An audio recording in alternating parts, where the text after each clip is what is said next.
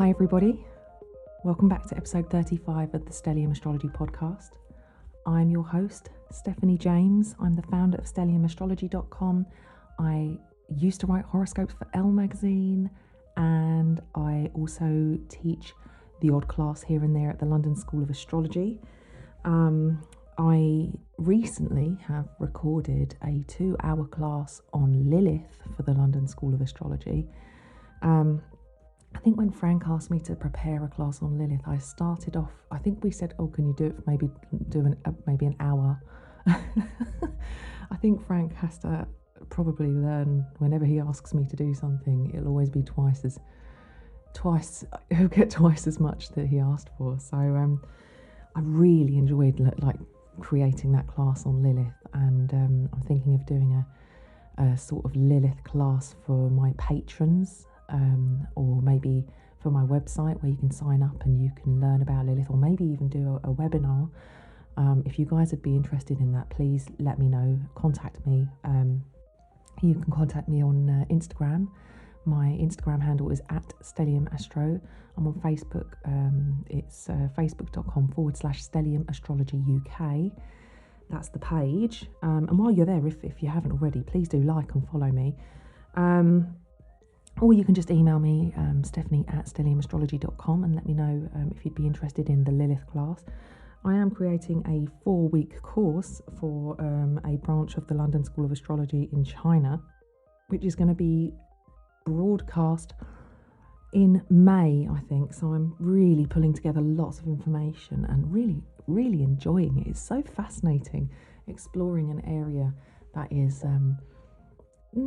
it's quite unknown still. It's still quite a unknown area of astrology. So I've just eaten half of an oatmeal and raisin cookie. I baked some last night because somebody I know baked some oatmeal and raisins, and they gave me the recipe. Oh, it's delicious. They're so good. So yeah, I had just half an oatmeal and raisin cookie. It's actually the morning. My downstairs neighbour is screaming. At first they were laughing, and that annoyed me. Now he's screaming, and that's annoying me. It doesn't normally annoy me. It kind of does, because I can hear everything that comes up from downstairs. But it's, I'm recording this episode. It's the AM hours of the weekend. So I'm a little bit recording in advance. And, it's a little bit early for anybody's liking to hear people screaming. And I'm currently, if you want a mental picture of me, I have got my pyjamas on. I'm wearing a grey baggy t-shirt and little dark blue pyjama bottoms with little white stars on. So that's my work uniform for today as I record this episode. I just sometimes wake up in the morning and the first thing I'm thinking is podcast, record. So that's today for me. And maybe the reason why I'm feeling so on it is because I'm going to be talking about a planet who cannot be ignored. But before I get onto our planet of discussion for today, I just want to let you guys know that I have actually published all of the episodes, all of the podcasts, the blogs, blah, blah. Come on, Stephanie, your brain. Okay, I'm going to apologise because it's early hours. Maybe I might make some little mistakes here and there. Hopefully I won't. Anyway, I've published the blog posts to accompany the podcast episodes for all of not the planets, the signs. Have I finished the signs? And I'm going to be doing the planets because I've nearly created all of the ones for the planets. I just need to create the artwork for it. So that's something that I think I can get done today, tomorrow. It's something I really enjoy doing, but it just takes a bit of my time. I usually spend about a day creating pretty stuff for my blog posts and stuff. So once I've got that done, they're gonna go out and get published. So if you haven't been to my website for a while and checked out the podcast page, just check out www.stelliumastrology.com, and just you can click. There's an option in the menu just for podcasts. If you just click on podcasts, you'll see all of the ones that I've published, and there should be a list down the side of all the previously released podcast episodes that you can click on and visit as well. So it's starting to look quite good, You know, when you visit something, when you've been working really hard on something and you think, oh wow, actually, look at all the work I've done. Love it. Love that feeling. So anyway, yep, without going off on one too much, check out those blog posts that go with it. And by the way, I'm relying on you guys. If I mention something in the episode that I haven't put on the blog post, please get in touch and tell me, because creating so much backlog for myself, being such a silly girl and not being so on the ball with it all, you know, I'm bound to have missed bits and bobs. So if you could let me know, still got some to catch up with, but I'm getting there slowly but surely. So your help, as usual with this podcast, is very much appreciated, including spotting little things that I miss sometimes. So I would appreciate that. Thank you very much, guys. As promised, let's move on to our planet of discussion. In fact, this is our last planet of discussion that I will be doing as part of our not necessarily traditional planets of astrology, because it's not a traditional, it's a modern planet. It's Pluto. But yes, this is the last official planet that we kind of explore in our solar system. We have the 7 traditional planets, which are Sun, Moon, the luminaries, Mercury, Venus and Mars, the personal planets, Jupiter and Saturn, which are the social planets, and then we have the transpersonal, so they transcend the personal experience and they are therefore a collective experience, and these are Uranus, Neptune and Pluto. So we are on the final transpersonal planet. Now there are other planets and there are other bodies that have been discovered. There are dwarf planets that people look at, because obviously when Pluto got demoted to being dwarf, they then started talking about other bodies, like I think there's Eris and there's I never know if I'm saying it right, Maca. There's a couple more and I can't remember their names, but there are small bodies like Pluto orbiting out in our solar system, and there's other bodies as well, like asteroids like Chiron, and like I've mentioned before, I've been studying the black moon Lilith, which is actually more of a calculated point rather than a planet or an asteroid or anything like that. So there's lots of things to explore with astrology, but for our discussion of the planets today, this is really the last kind of official planet that we talk about as astrologers.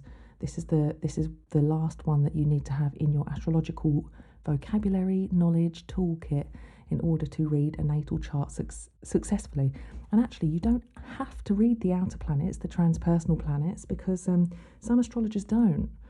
More traditional astrologers tend to avoid looking at those, but I just think it really, the transpersonal planets are so powerful. You can't ignore them. I just think that their impact is so great. And if you've ever had, and I'm sure all of you listening have had, a transit from an outer planet at some point in your life, you will recognise how powerful and how poignant those transits can actually be.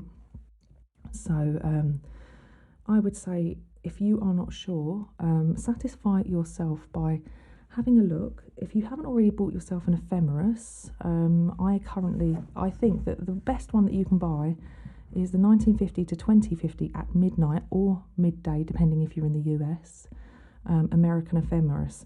If you're not sure about which ephemeris to buy, I have written a post, the best astrology books, which is always tagged in my related links in my podcast blog episodes, and have a look, and I've put a little explanation why I think the midnight or the midday is better, so you can check that blog post out. But anyway, so have a look and see. But if you've got anything in Capricorn at all, or anything in Aries or Libra or Cancer, Pluto will have done something to you over the past, since 2008, and he hasn't finished yet. He's in Capricorn until 2024, where he moves out of Capricorn finally and moves into Aquarius. So that's going to be a very big shift. We all noticed the shift when Pluto went into Capricorn, because 2008 was when we had the economic crash. We had the recession, which everybody thought, oh my gosh, the recession, this is going to be, God, this is awful. And it's like, oh my God, if only we knew what was to come. There's so much more rubbish, so much more crap. And yeah, I think crap is a great word to describe Pluto. Crap being, waste matter, the stuff that we don't particularly value. It's the stuff that is of no use to us, and Pluto really makes us aware of this. So before I get going too much with Pluto, I just wanted to let you guys know that Pluto, like the other transpersonal planets, was discovered in more recent years. So the traditional planets we don't know, so the Sun to Saturn, have always been visible to the naked eye. We've always been able to see all of these planets, maybe not in a built-up area where there's a lot of light pollution, but out in nature. If Saturn and Jupiter are visible, and Jupiter's a very easy one to see actually, even in a built-up area, especially if the moon's conjunct Jupiter. It can be as bright as Venus. It can be sometimes. It's dazzling and beautiful. Probably why it earned itself the nickname the Greater Benefic, and just stunning. The stars are so beautiful. I just get so I don't know, hypnotized by the beauty of them. But Uranus, Neptune and Pluto, you can't see them with the naked eye. They're so far away. But you can see them with a telescope, some of them, well, all of them if you've got a powerful enough telescope. And like the other transpersonal planets, they have got dates. We've got dates for when they were discovered and the degrees that they were discovered at. And Pluto was discovered on the 18th of February 1930. And I believe it was Percival Lovell? I didn't actually get my book that I normally have to hand to tell me who discovered. I'm sure it was Percival Lovell, and I think he was also the guy who believed that there were canals on Mars and there used to be Martian life. And one of the glyphs for Pluto is a P, and at the bottom of the P there is a leg sticking out of it, a line sticking out, which looks like an L, so it's like a PL. And there's another glyph for Pluto as well, which is a little harder to describe, but the PL actually stands for his initials, to honour the astronomer who discovered Pluto, who I think he was previously looking for a planet X and then found Pluto. So a bit of a conspiracy theorist maybe, this guy. So yeah, if you've got anything at 18 Cancer or roundabout, so I've got my sun at basically 18 Capricorn, which is directly opposite. There is so if you've got your sun at or anything at 18 Cancer, so my sister does, or you've got anything at those degrees in Libra and Aries as well, you'll be feeding into the power point of Pluto, which is just the fact that it was discovered at that point. There does seem to be echoes of Pluto in that experience. And previously mentioned, we can't see them with the naked eye, these transpersonal planets. They affect people of the same generation, so it's like the background music that plays. I've really gone into this in the other shows about how we feel the transpersonal planets and how we experience them. But they are the gods of change. They're more accurate by house than by sign. And they all undo Saturn in some way. For some reason, they kind of break down Saturn. And if they are prominent in the natal chart, they indicate outer planet people. So I have noticed there's quite a few outer planet people who listen to this podcast, the people that have submitted their charts. So just skipping ahead to Pluto. So the other glyph for Pluto, so I said that there's a P and an L, which also looks a bit like, almost like the letter E, but the top two arms of the E are connected into the shape of a P. And then you've got this other one, which is like a little man with his little man's head and a stick coming down with a cross on the bottom, and then it's got like a U between the stick at the bottom and his head, almost like he's doing a kind of Mexican wave, and he's kind of stood up from his chair. I've never seen it like that before, but now I can see it. I'll probably never unsee it. So I apologise to everybody if now all you see is a little man doing a Mexican wave. Pluto is this is a great quote, actually, very Pluto. The truth does not change according to our ability to stomach it. This is so true about Pluto. Pluto is a planet of truth. It's about the destruction and the remoulding of the vessel of consciousness, the destruction and remoulding of the vessel of consciousness. This is something that breaks you down and takes away. It's anyone who's had a Pluto transit to the sun. I have myself personally. It's a transformation of the ego, It's a real, you have to face truths about yourself. You have to understand a lot of things about yourself, your journey, where you're going to be. You can do nothing but be true to yourself. And it's a time where sometimes you lose people in your life, whether that's through the changes that you make and decide that you don't want to maybe be in certain relationships, or that you change so much that the people around you think that you're not the same person that they knew anymore. Or it can be, sometimes it can be a sign of, a time when we get in touch with the underworld and some of the more difficult aspects where we lose people through, illness, disease, or sudden loss. Not always, so don't be scared of a Pluto transit, because it's one of those ones, again, where it takes so long and it's so slow that we half the time don't even know that we're in it. And when it's over, you look back at that point in your life and think, wow, what was that? How did I do that? How did I get through that? So just using myself as an example, because I have had Pluto transit a lot of my planets, and I've still got a lot of them to go, because I have all of my planets are in one side of the chart in a big cluster.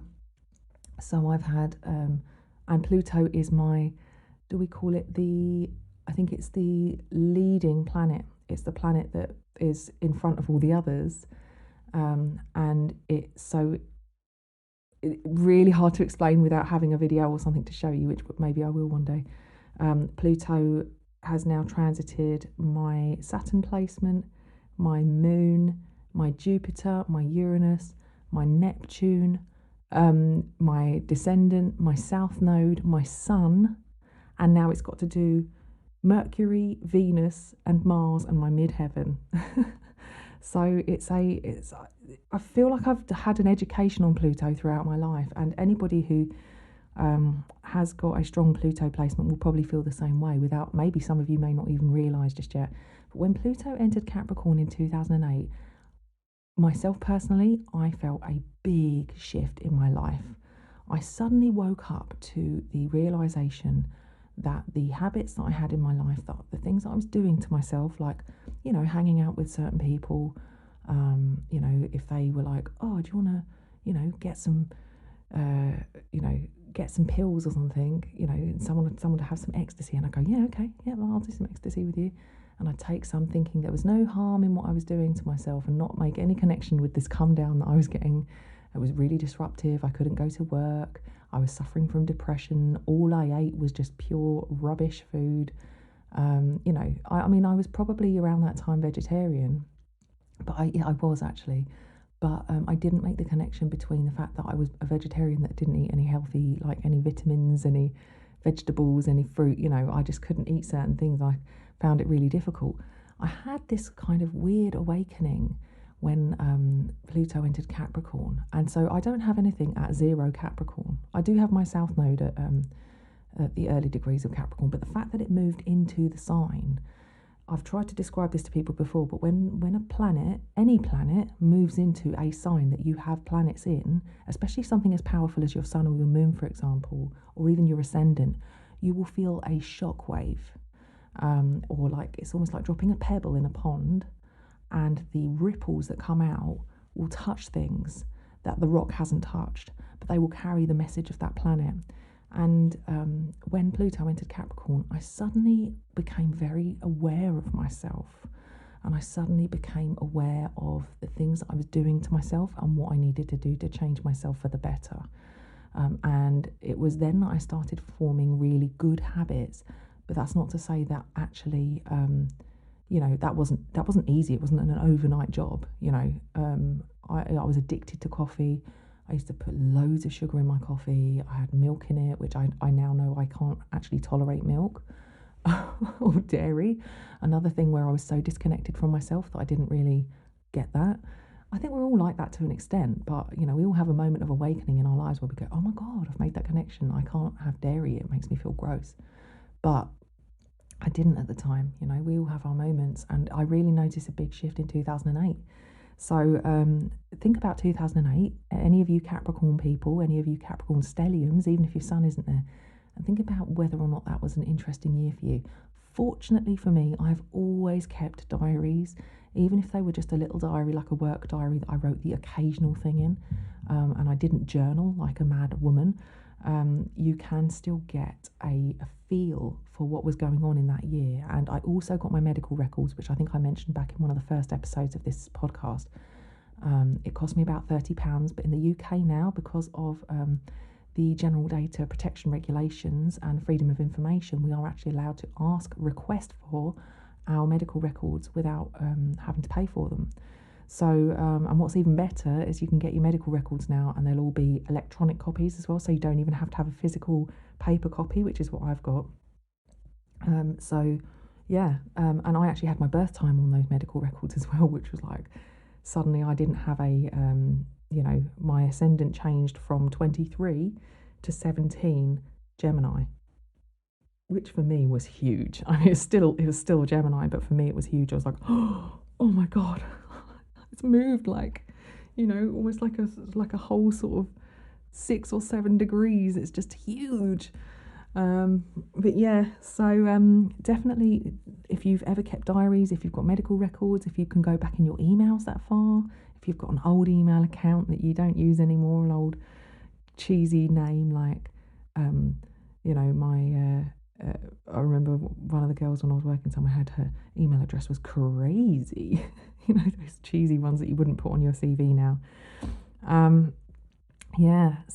Really interesting to have a look at that. And really interesting to also keep an eye out for 2024. I believe it looks like it's going to be November. It may dip in a little earlier than November 2024 into Aquarius. Let's have a look. Yeah, but it's hovering around. Pluto does this little dance. It's very slow. Oh yes, it dips in as well, January 2024 as well, and dips out. So it's one of those things where Pluto does a slow dance, and it does about 3 degrees a year. That's how slow it is. So it's an interesting one because it's so slow that it's so almost unnoticeable that when you do look back, you suddenly go, wow, so much stuff happened. It sucks you into the underworld, and you don't even realise half the time you're sort of gradually taken down there. It's the Persephone myth where she gets taken into the underworld. I think it's her mother is Demeter, and when Persephone gets taken by Hades into the underworld, Demeter then causes all of the crops above the underworld on land to fade and to rot and to decay, which is what gives us autumn and winter. And then when Persephone came out of the underworld, after she'd been down there for 6 months, she realised that actually she really liked it down there, and but that she wants to see her mum and spend time with her and enjoy time, reconnecting with her family and her past, but also she has to go and do her own things. And it's this coming of age story where we lose our innocence and we make our own choices. We all have that kind of experience at some point in our lives. We all have to have that Pluto waking up to the truth of ourselves and not people pleasing and that kind of thing. So like I said, this quote by Flannery O'Connor, whoever that is, saying the truth does not change according to our ability to stomach it, is a great one. So Pluto rules Scorpio, and it's actually ruled by Scorpio. The Scorpio is ruled by Mars as well, but the modern ruler is Pluto. And Scorpio is the sign where Pluto reaches perihelion, which means it's closest to the sun in Scorpio, I believe at 14 degrees. So anybody who's got anything at 14 degrees of Scorpio, and particularly, I know there's a whole generation of people, I think born in about 1988, who have Pluto at 14 degrees of Scorpio. You have Pluto at the closest point that it is in its orbit to the sun. And speaking about orbit, it takes 248 years for Pluto to orbit the sun. 248 years. I believe America is coming up on its first Pluto return. And there's an awful lot of stuff going on in America, which is very Plutonian right now. And we're looking, with the US, they're really looking at themselves and having to face the truths of how the country was built. how the how things were done, the good, the bad, and the ugly. You can't ignore some of these things that have gone on. So it's very interesting to see that playing out in real time. And yes, 10 to 30 years, it spends 10 to 30 years per zodiac sign. So for Capricorn, being in Capricorn for 2008 and not leaving until 2024, that's quite a chunk of time, really, isn't it?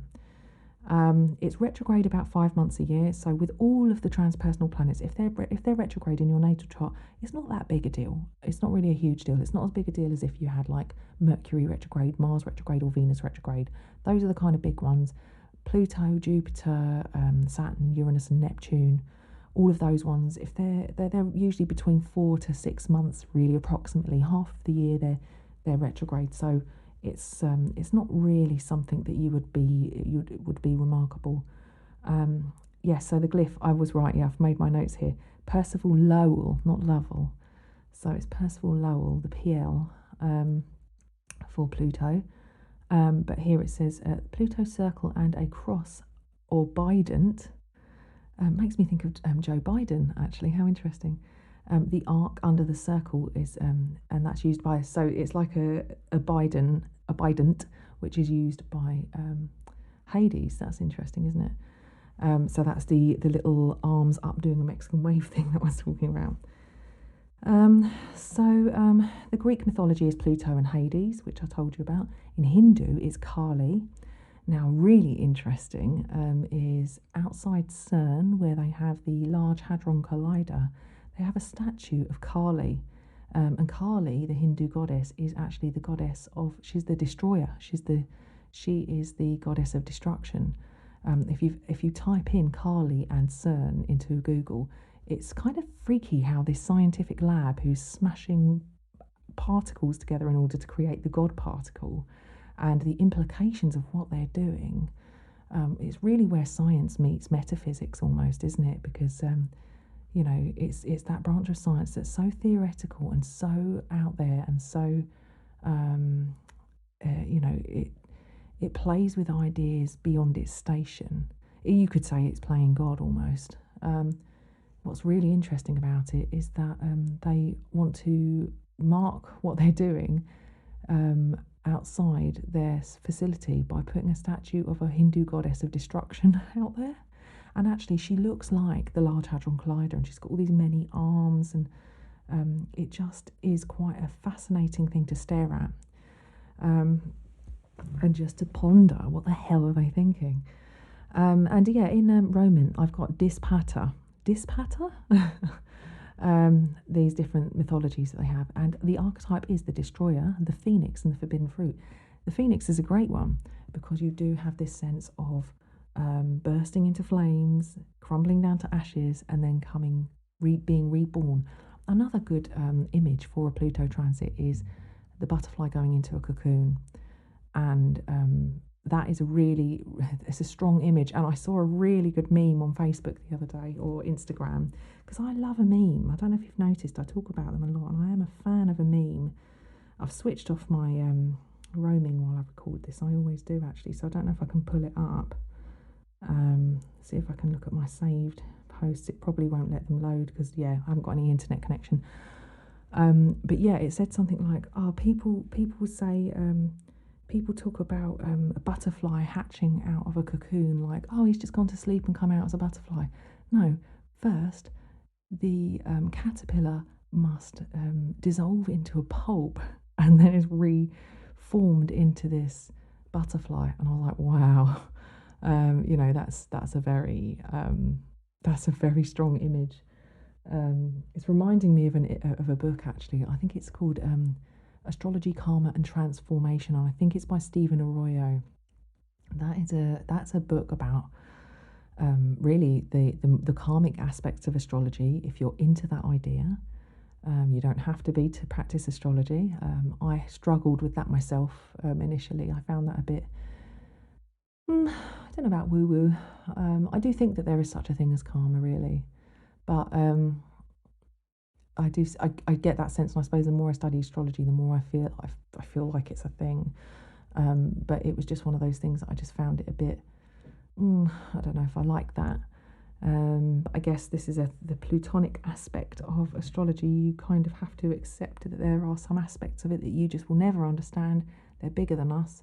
Astrology dates back to prehistorical record, early as the first recorded religion, and potentially even earlier, that being Babylonian religion. So it's quite, I guess there's some things we'll just never understand or never know about astrology, and that's one of the reasons why I think this plutonic person myself, being somebody who's had Pluto transits and has a strong Pluto signature in my chart, I just love exploring this subject because you cannot get to the bottom of it. And that's the thing about Pluto. You could say that it's a bit of a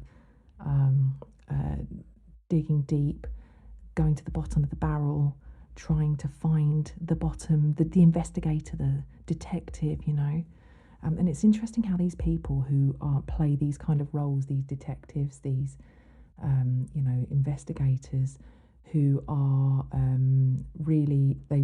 their work, they're obsessed with it, another Pluto word, and their work becomes their life. So a little bit like, I'm thinking Luther, if you ever watched Luther in the UK, I don't know if it's on Netflix or not, but it's got Idris Elba in it. Things like True Detective is a brilliant one. Matthew McConaughey is perfect for your image of a detective who really embodies the work that he does. Another good one is Mindhunter. That's on Netflix. That's fantastic. That's very Pluto, because it's not just about the kind of work that they're doing with the serial killers, where they're trying to solve crimes, understanding psychological profiles of serial killers. They're the people who made the connection between the upbringing, the background, the type of life that somebody would have to have in order to inspire them to do the kind of things that they do. And they were the first. If you haven't seen Mindhunter, they were the first. It's a series based on the first ever crime scene investigators who dealt with homicides and serial killers and that kind of thing, making connections between what motivated these crimes, what motivated these people, and realising that there's a much deeper psychological aspect, which nowadays we all understand pretty much. Like, we talk about people like Fred and Rose West, and I'm trying to think of people now, but certain people who just portray these horrific crimes. I was going to say Jeffrey Dahmer, but I don't know if he had a terrible upbringing, but he just was very fascinated with anatomy and things like that from a very young age. Like, his parents always noticed that he was very interested in catching animals, killing animals, and feeling their bodies inside underneath the skin. It's definitely, I would put serial killers and the interest in the psychological side of life as a Plutonian thing. So anybody with an 8th house sun or moon or planets, basically, anybody with stuff in Scorpio, and anybody with a strong Pluto placement, there is a tendency to be intrigued by the mysteries of the human mind, of life, the mysteries of basically the unanswerable questions and the things that inspire you to probe deeper. So check out Mindhunter, because that's a really, really good one. And there's a fine line. It's almost like they dance with this idea, and there's a fine line between being fascinated and wanting to understand it, and almost being prepared to portray that crime themselves. Another great one was Hannibal, the series with Mads Mikkelsen. He played a fantastic Hannibal, and that series, I tried to watch it again, and it's really hard to watch, actually. I could not, it made me feel sick when he was preparing food that they're insinuating is people. But that is another great one, because that's another one where we've got the psychologist aspect and this real playing mental games thing, because Pluto can be, I think, pretty calculated. I'm not saying everybody who's got a strong Pluto placement is, but there is a real understanding of agendas, and there's a real power play with Pluto. So if you've got a strong Pluto placement, if you haven't realised it yet, you do possess great power, and you have to be careful not to abuse that power. So I'm not saying that everybody with a strong Pluto aspect is going to be a serial killer who's like a calculated Hannibal type. Definitely not. But you will be a powerful person. You will understand power play, and you will understand how to embody your own power. But it may be through a Pluto transit that this becomes awakened, because in order to empower yourself, you have to be disempowered in some way. And that's kind of what Pluto does. But back to kind of the list of things with Pluto. The colour that you get with Pluto is like deep reds, like mahoganies and maroons, and clarets and blacks as well. It's a very, it's quite a... I think we've all kind of seen those houses that are decorated like that, and you just think, oh gosh, it's really intense. Another Pluto keyword. The part of the body that's ruled is the sexual reproductive organs, or also the sacral chakra, kind of the area that Scorpio rules. And as far as the antithesis of Saturn is concerned, it's the urge to penetrate the depths of experience and experience renewal. So you could say this is a rebirthing planet as well, and it is, and it's where we evolve and let go of the old self. I have to say, having had Pluto on my sun, I really did. I lost a part of myself, but it was a part of myself that just had to go. I wasn't. I think probably knowing astrology, it helped me to connect with that. But it's like maybe this can go by. I know somebody who had Pluto transit their Venus, and I said, what happened during this time? Did you notice anything? And they were like, nope, haven't. I literally have no idea. They were so disconnected from the experience, they have no idea what it was. And, if they haven't got a clue, then there's no point probing. But maybe to a planet like Venus, usually Pluto can be transforming your vision of yourself, your connection with your own beauty and femininity. It can be maybe having money issues, which force you to become financially empowered, financially free in some way. I know somebody who had cosmetic surgery under a transit like that. In Capricorn, she had a gap filled in her front teeth, which completely transformed her confidence. Other people might have, enhancements in some way, like breast enhancements or something like that. If you're a woman, of course. And if you're a man, it could, again, be something financial. It could be that a woman in your life is transformed.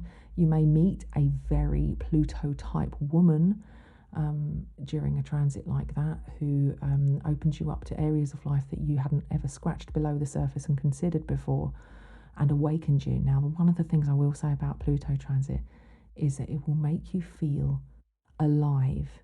And I'm not talking about, it's the way I can compare it, and I don't want to scare people when I say this, is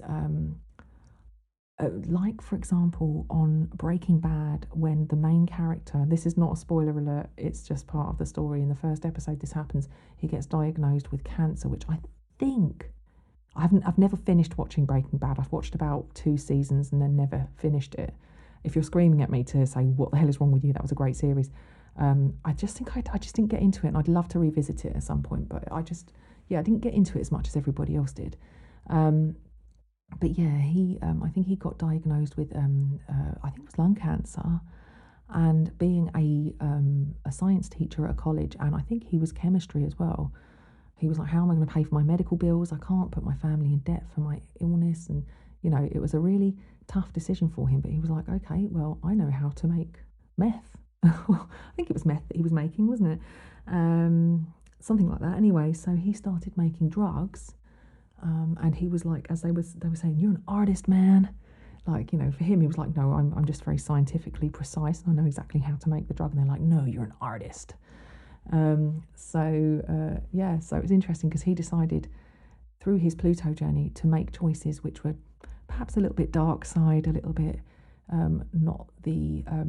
not legal for sure, He, by doing what he did, sucked everybody else into his experience by creating this drug, which was kind of perhaps a whole generation of these like drug users would be like, oh, do you remember that stuff we used to get? So it's like interesting how Pluto can impact not just you but the people around you as you experience this transit. It can be quite a huge, profound experience. And yes, when he got his diagnosis, he said that he felt alive. He suddenly was like, I'm going to go home and I'm going to have sex with my wife and I'm going to be really commanding about it. And he just flipped her over in bed and she was just like, oh my God, he hasn't done something like this in years. And this kind of he just felt empowered to seize the day. And that's just one example. But using myself as an example, I met somebody in my Pluto transit who I fell in love with. And again, I was awakened to life. I just felt alive. I can't describe it. So you feel alive in different ways. Sometimes it can be the fact that you realise how precious life is, or perhaps sometimes it's that you realise how much you've been neglecting yourself and you wake up to something, not in the same way that Uranus can awaken you. It's different, but it's so profound, and it's through the transit you realise that there are things that have to change, and you have to dig deep sometimes in order to stand up on your own 2 feet and do things yourself, and that's where the empowerment comes from. So Pluto can be a really hard one to kind of understand. It can be a really difficult one to unpick. When people look at Pluto in the chart, or when they look at the 8th house and Sun in Scorpio in the 8th house or whatever, and they'll go, oh, it's easy to just knock out keywords. If you can look back on the experience that you've had, and you may have had Pluto by sextile, by square, by trine, by conjunction, opposition. Look at a time in your life when maybe, and particularly the Sun, it might be useful to look at. If you look at a time in your life when Pluto made an aspect to your Sun, harder aspects like a square, for example, or an opposition are going to be much more noticeable. And think about some of the experiences you had over the space of the years around that, that may resonate with this darker aspect. This kind of, I do think of Pluto as kind of the dark side, that kind of the Star Wars dark side. Not completely, it's not a negative experience. It's not a terrible thing. It's just all-consuming, obsessive, sucks you in. And I'm an obsessive person anyway. I've got a Scorpio moon. I've got an 8th house sun. I've got Pluto leading all my planets, and I've got Mars trailing behind all my planets. So I've got the rulers of Scorpio either side, encasing all of my planets in my chart. So, and those two, Pluto and Mars in my chart, are trine. So they speak really well with each, like they're in good contact. They communicate well. So I have this very, even though I'm a Capricorn with a Gemini ascendant, and I've got loads of Aquarius in my chart, I happen to have quite a strong Scorpio flavour. And so when Pluto came to my Sun, I suddenly woke up to who I was. You do. And you get opportunities where you can either shy away from them, or you can take them, and they can kind of introduce you to being your own personal power. It's an amazing thing, and nobody should be scared of their Pluto transit. It's all part of life. Life being something that really only makes sense backwards, which is the really annoying part of it. But there are things that do come with Pluto, which can be difficult as well. There can be, with power there is abuse. And one of the great phrases that I thought was really good when I did my Saturn-Pluto talk was, the planet of responsibility, Saturn, and the planet of power, Pluto. And I immediately thought, with great power comes great responsibility. Put those two planets together. But again, we have Pluto, which understands power and power play and imbalances and the abuse of power, sometimes the actual physical abuse of somebody. We've got birth, death, rebirth cycles, just like I was saying with the Phoenix, the collective shadow and the collective unconscious, darkness, death, decay, compulsions, destruction. Endings definitely come with Pluto, and new beginnings. The Death tarot card is very connected with Pluto. And that's really kind of, again, it's not about death. It's about new beginnings. It's about closure in a sense. It is about endings, but it doesn't mean you're going to die. Death doesn't have to be a physical death. It can be a death of a feeling, a death of an idea, of a dream, a relationship, and it can be sad. You can mourn it. It can be hard. But it's something that ultimately we all go through these things. We all look back at them and understand whether or not they really were good for us. And Pluto can sometimes symbolise that toxicity that we'd rather stay in, a situation that's bad for us than let go, which ultimately would be the most positive way to move forward, is to let go, and not anchor ourselves to something that's perhaps rotting and, had its best years and it's no longer serving us anymore. I saw a great meme. Here I go with my memes again. And it was a picture of somebody holding a piece of rope. I was talking about this the other week. I know I was on this podcast. And they were holding a piece of rope and there was just blood pouring out of their hand where they were holding on so tight it was hurting them. And I think it said underneath something like, sometimes holding on hurts more than letting go. And it's images like that sometimes when you really need to see them can really have a profound impact. And that's a very Pluto one as well, just holding on to something that's really not serving you anymore, and it's actually more painful to hold on than to let go. Pluto can be a time of elimination as well. So when I was talking about realising that my diet was awful and, I was doing things that were just terrible, I did eliminate, I had a profound experience actually. I was talking to Marina from Dark Star Astrology about it the other day. I had an out-of-body experience. Maybe I'll save that one for my patrons and tell you about what happened to me. But after that experience, which happened to be when Pluto was cruising through Capricorn, I decided to stop smoking immediately. I used to smoke, believe it or not. I know I was a very unhealthy young lady. I was very unhealthy. I was a smoker. I used to drink loads of coffee. I used to drink so much coffee that I would forget to eat food. I've always described coffee for myself as a meal in a mug, because I'd have a cup of coffee, a couple of sugars, loads of milk, and I would drink that, and then my appetite would disappear, and it would just get to a point in the evening where I'd be like shaking on the edge of my seat, really skinny, and then suddenly think, I haven't eaten today. And I also gave up alcohol as well. So I went on a major detox. Pluto can be all about detox. It can be about that all or nothing attitude towards everything in life. So it can be that, again, like Matthew McConaughey in True Detective, that obsessive embodiment of what he does, living, breathing it. I'm a bit like that with astrology. I live and breathe it everywhere I look. It's all astrology everywhere. And then, it can be that all or nothing thing where it can be completely immersing yourself, and then suddenly that's it, you're done. It's over. You can't do it anymore. Sometimes people can be like that in relationships, and that can be counterproductive. It can be a difficult thing to work with. Sometimes people can be like it with work. Sometimes people can be like it with their hobbies. And it's like if you've got one of those friends, one of those faddy friends, it's like, oh my God, you've got to try this thing, and they do it for like 6 months, and then they're on to the next thing. Like, what about when you got into that like crocheting phase, and they're like, oh, I can't be bothered with that anymore. I'm so bored of it. I'm sick of it. All or nothing people. Pluto's considered like the higher octave of Mars. It can reveal our hidden gifts. There is a sense of evolution with Pluto where we tend to we have to grow. It's kind of evolve or die, and not necessarily, but it's like that kind of thing. You've got to do it. You've just got to do it. There can be envy and jealousy with Pluto as well. There can be this sense of why them and not me kind of thing. It's very subtle, it can be.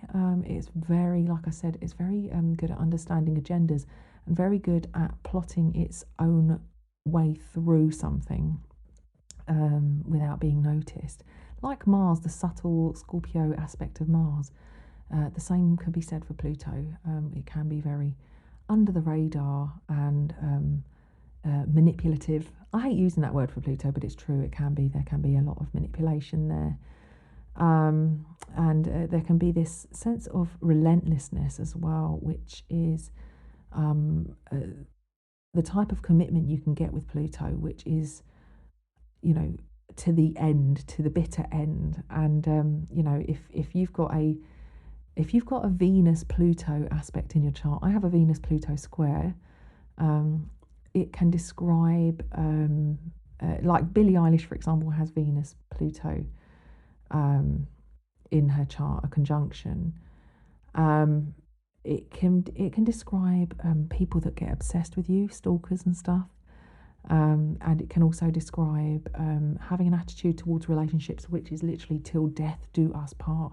And I remember years ago I was in a relationship with somebody who was quite abusive towards me. It was really quite a horrible situation. And I just I don't know where this came from in my head, but it must have been connected to this attitude of till death us do part. But I used to think, if I was married to him, I wouldn't just be able to walk away. I didn't for a million years think, well, I'm not married to him and he's treating me terribly, so I can walk away. In my head, it was like, you wouldn't just give up on a marriage like this. And it was that weird attitude where I had the power to leave, but I didn't realise I did. And I kind of talked myself into staying, and it was a really negative experience for me. But walking away, I suddenly realised the power I had. But yeah, people can become obsessed with a Venus-Pluto contact in the chart, can attract unwanted romantic attention. People sometimes who are fascinated in a weird way with you. And I have to admit, I have had that experience myself as well. If anybody here has got Venus-Pluto contact, I would really like to know if you've also experienced something like that, where there's some people that just cannot take no for an answer and just can't believe that if you say you're not interested, that you mean you're not interested. And, stalker types as well. I know someone who had a really terrible stalker. She'd never met him before, but he got obsessed with her and was writing her letters. It was very creepy. So anyway, psychoanalysis can also be connected with Pluto, as I've said, psychology, that kind of thing, really understanding the mysteries of the human mind, basically, and the dark side, the dark depths that we can, as humans, go to in our minds as well. It's very connected to sex and survival as well. Sustainability, and renewal, things like recycling plants, upcycling furniture, the bin men that come and do the bins, the sewage system that runs underneath the city, the subterranean aspect, going on in London, going on the tube, or if you're in New York, going on the subway, or if you're in France, going on the metro. There's this underground hub, buzzing hub, which can be connected to this very Pluto aspect of society. So really, at best, Pluto, the god of the underworld, is evolving, regenerative, gives us the courage to really face the darkness or the dark side, and really understanding that if you focus your power on self-transformation, this is the best use of that power, and very, very charismatic it can be as well. And that rebirthing process, and at worst can be having to be forced to go through change or enforcement of change, quite violent and destructive, having a power complex and interest in dominating others, very suspicious, conspiratorial perhaps sometimes. Like, not that being into conspiracy theories is a bad thing. I think that there's a lot of truth in some of them, but to the point that it's detrimental to yourself, paranoid of everything, and just avoidance of facing themselves and avoidance of the shadow, the acknowledging the shadow. You could say that when you think about Pluto and these power struggles and things like that, narcissism can be very connected, because Pluto can be a self-fascination to the point of disregarding anybody else around you and thinking that it's very egocentric. But at the same time, like psychopathy and things like that, that charming, glib, that, these Pluto types or these psychopathic types can have, which you could say could be a strong Pluto influence in the chart. I have been through great interest and done a lot of study on psychopathy and narcissism and generally cluster B personality disorders. Very, very interested because I have had, through Pluto transits and other experiences in my life, I have actually had those kind of, I have met those types. So it can be quite dark. A really great quote, actually, by Maria Montessori, who is a figurehead for education, alternative education, a bit like Rudolf Steiner, a similar sort of system. And I have an auntie who is a Montessori teacher as well. The quote is, "Development is a series of rebirths," and I think that's fantastic. And the fact that she is somebody who has come up with an alternative education system, which is designed around working with people's strengths rather and coming from a metaphysical, bit more of a spiritual aspect. I think she's actually open to things like astrology and things like that as well. You know, it's really nice to know that there's an alternative out there of somebody who understands that development isn't just about ticking academic boxes. Me being somebody who's not very academic, it's quite a relief to hear something like that. So we've got lots of people actually on this podcast who have got strong Pluto in their chart. So let's have a quick look. Who did I pick out? I picked out Emma Lee Kay, who has previously emailed me and said, "Thank you for putting me on your podcast. It was great." And Emma Lee has got Sun Pluto in Virgo. And Pluto is a very detail-orientated planet. So having it in a sign like Virgo, which, like I said, as these planets move around the chart, and they are quite slow-moving, there are generations of people that will have Pluto in Virgo. I believe, like Keanu Reeves has got it. There's people born around that time that Keanu was that will have Pluto in Virgo. However, I think Bjork does as well, and I'm going to look at her chart in a minute. If you've got your Sun in conjunction with that in Virgo, that's much more remarkable. And you know, if you have your Sun in conjunction with Pluto, and then Pluto goes retrograde, then I'd say that it's going to have more of an impact on you. If you've got Pluto standalone in your chart and it goes retrograde, I always feel it, but I wouldn't say that it has such a profound impact on you natally. But yes, a Sun Pluto native in Virgo is somebody who is going to be fastidious about details. They're going to be really good at this.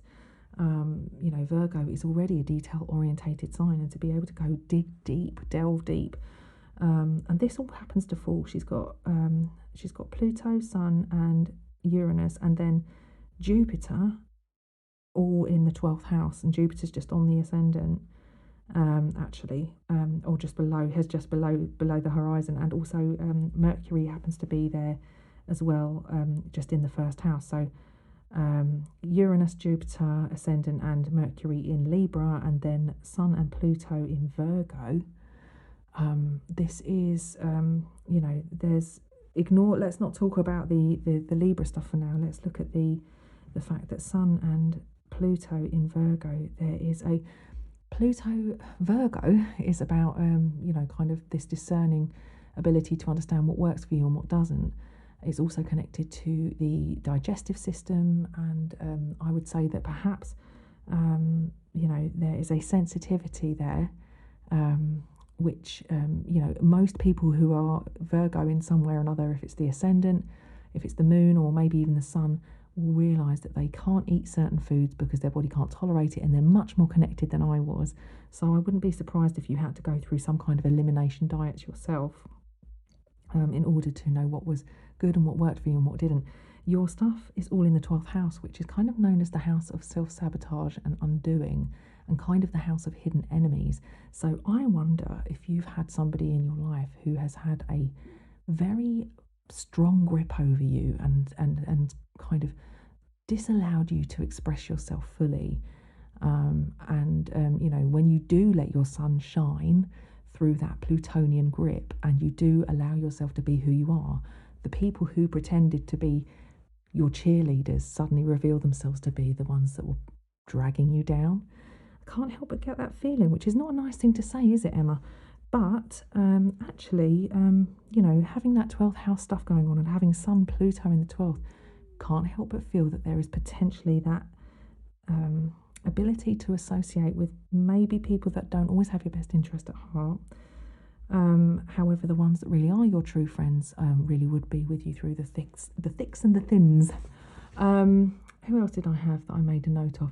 Ashley H, you also have, what have you got?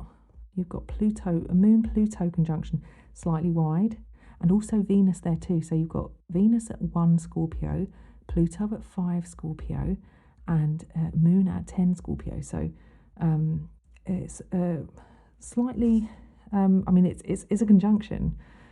Pluto's in conjunction with Venus and the Moon, but I would say that Venus is slightly wide to be in conjunction with the Moon as well, but it's still there. I would include it. So you've got that kind of stalkery thing going on that I was talking about.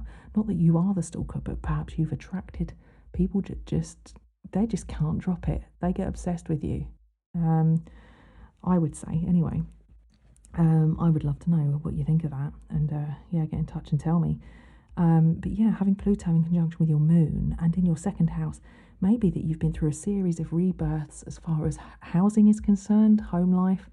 You may have invested a load of money into living in a certain area and then realising that it's just not for you, and then having to start from scratch and move somewhere else. And perhaps, at that point you leave your belongings there and you move and you buy loads of new stuff. It's in the second house of possessions, but also self-worth. And because Venus is there too, I think it's a part of your journey to really connect with your self-worth in some way. And you may have been dragged to the depths and felt very worthless at some points, because Venus is an important planet here. It's your ruler of your ascendant as well. You've probably had to go to really dig deep at points in your life and really ask yourself, is this person valuing me? Why do I listen to what this person says about me? Why do I believe what they're saying about me when actually I know my true worth?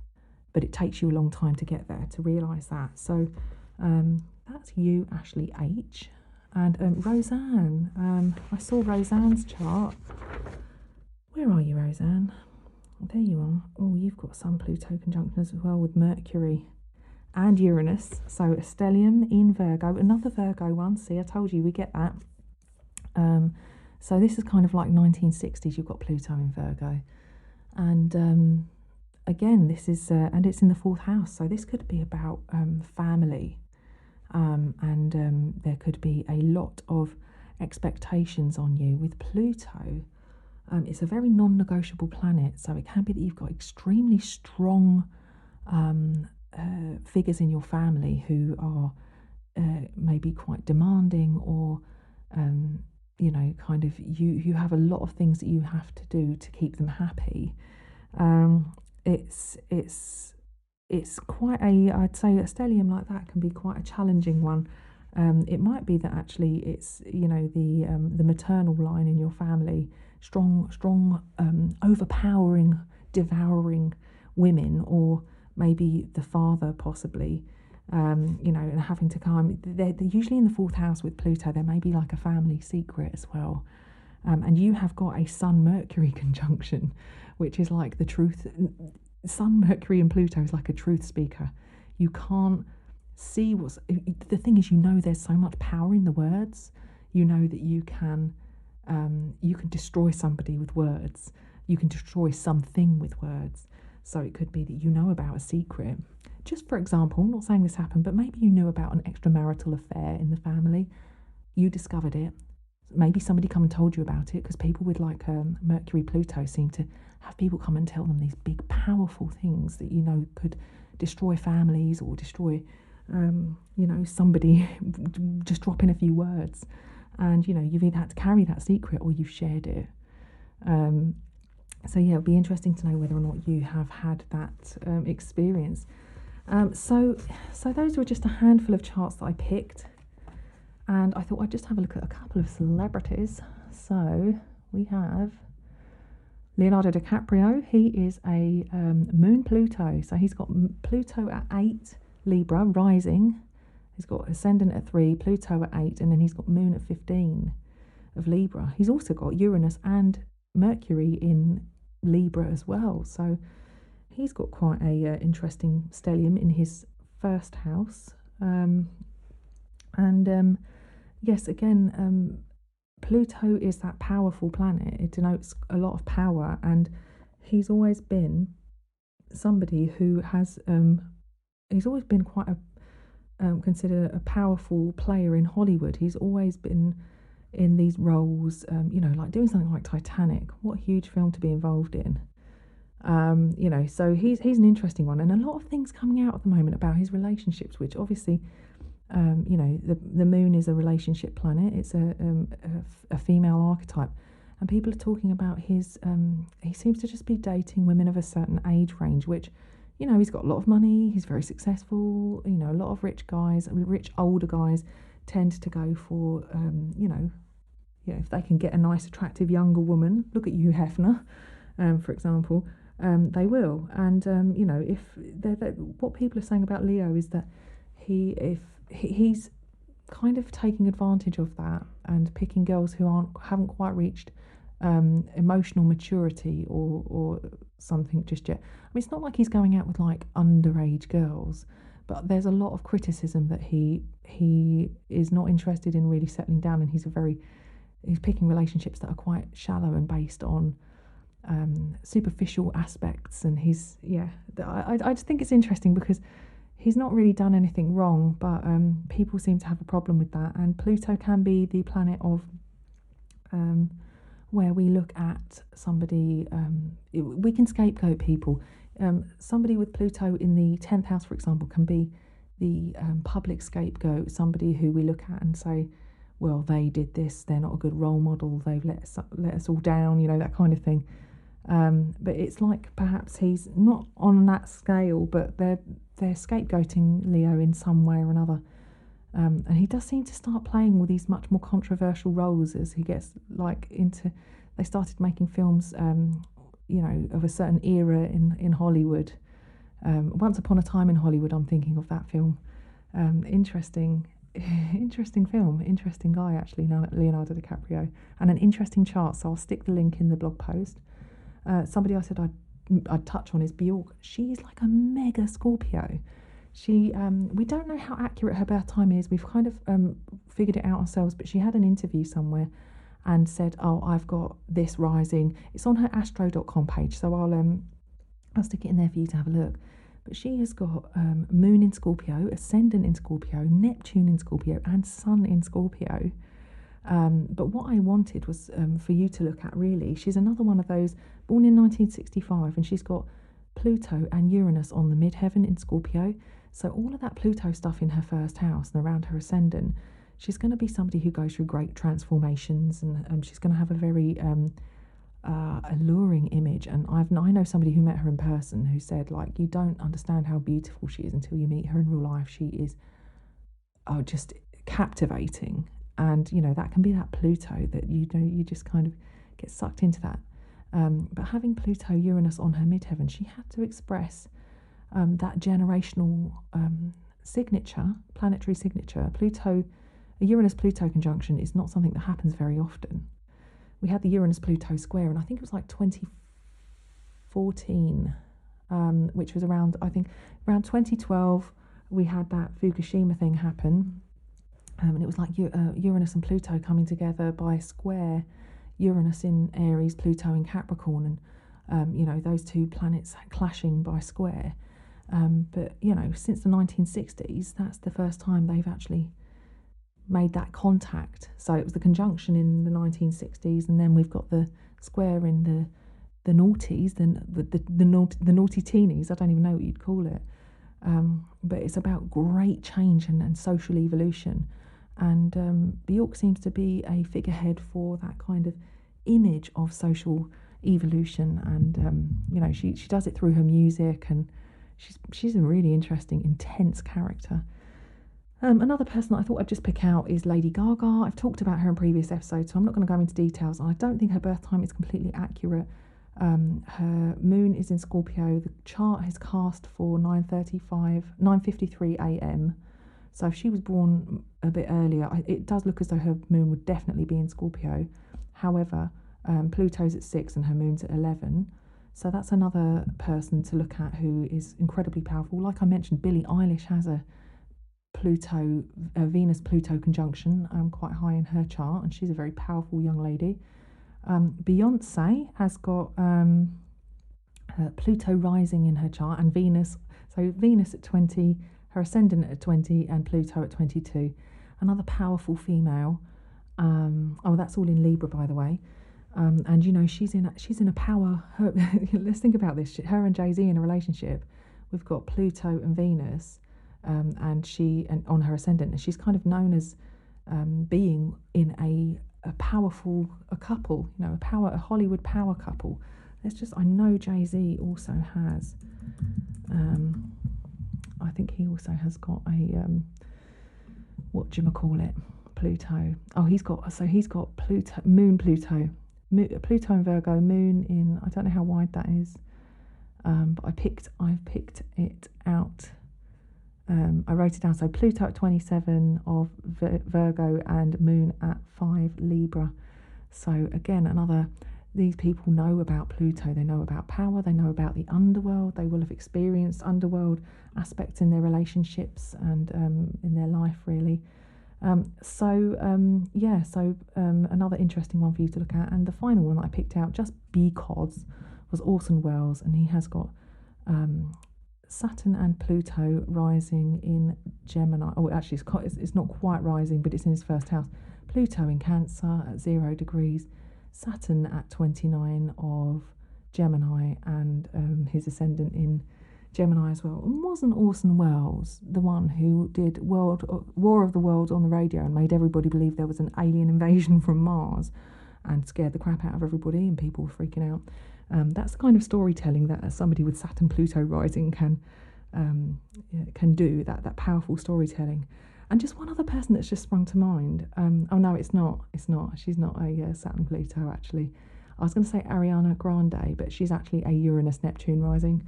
Slightly different. Anyway, that's today's episode. I hope you've enjoyed it. If you have, it's a bit longer. Gosh, they're getting longer and longer, these episodes. If you enjoyed it, please do leave me a review. Some of you are emailing me and telling me how much you love it, and I really enjoy receiving your emails. But also consider just leaving me a review on iTunes if you can, or sharing that you're listening on Instagram at Stellium Astro. And check out my Patreon page. I've got quite a few videos up there now. I'm thinking about sharing some other stuff, maybe a bit about Lilith. I'm going to talk about lunar gestation cycles as well for my patrons. And that's it for today. So I guess that's the end of the transpersonal planets, and I have to decide now if I want to stick a little bonus show in or if I want to move straight onto the houses. All right, you guys, thanks for submitting your charts. If you want to have your chart featured, just join my mailing list at my website, stelliumastrology.com, and there's a little form that I will email you so you can fill it out. Take care, and I'll speak to you next time, guys. Bye.